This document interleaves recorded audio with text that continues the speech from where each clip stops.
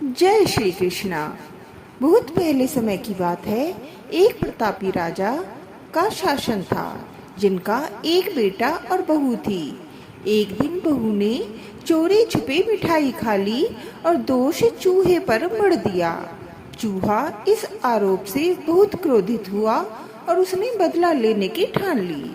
एक दिन जब राजा के यहाँ कुछ मेहमान आए हुए थे और राजा के कमरे में सो रहे थे, तो चूहे ने रानी की साड़ी चुपके से वहां रख दी।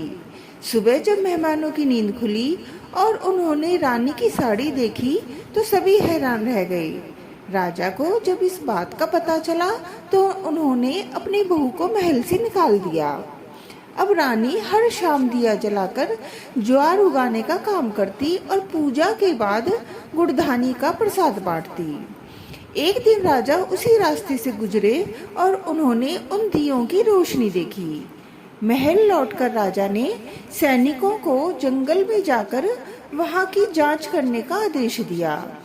सैनिक जब उस पीपल के पेड़ के नीचे पहुंचे, तो उन्होंने देखा कि दिए आपस में बात कर रहे थे, अपनी अपनी कहानियां साझा कर रहे थे। एक शांत से दिए से सभी ने उसकी कहानी पूछी। उस दिए ने बताया कि वह रानी का दिया है और उसने सारी घटना विस्तार से सुनाई। उसने बताया कि रानी ने मिठाई चोरी कर आरोप चूहे पर लगा दिया था। उसके बाद चूहे ने रानी से बदला लेने के लिए उसकी साड़ी राजा के कमरे में जाकर रख दी, लेकिन रानी इस बार बेकसूर थी, लेकिन फिर भी उसे महल से बाहर निकाल दिया गया था। फिर भी वह सजा भुगत रही है। सैनिकों ने सारी बात राजा को बताई। राजा ने रानी को वापस महल बुलाया, जहां रानी फिर से खुशी खुशी रहने लगी। हरियाली अमावस्या सावन की पहली अमावस्या कहलाती है। वातावरण में हरियाली होने के कारण इसको हरियाली अमावस्या के नाम से जाना जाता है।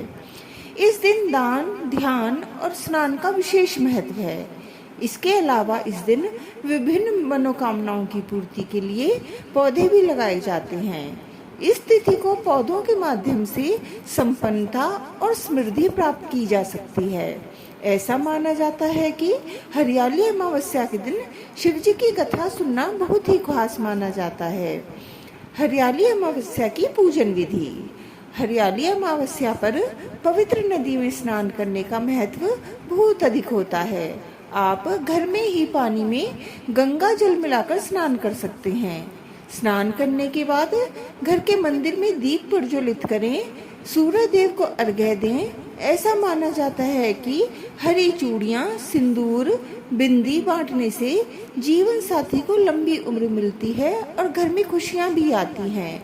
हरियाली अमावस्या के दिन भक्त पीपल और तुलसी के पेड़ों की भी पूजा करते हैं और परिक्रमा करते हैं। इस दिन मालपुआ को प्रसाद के रूप में चढ़ाने की परंपरा है। इस दिन पितरों का तर्पण भी किया जाता है। जय श्री कृष्णा।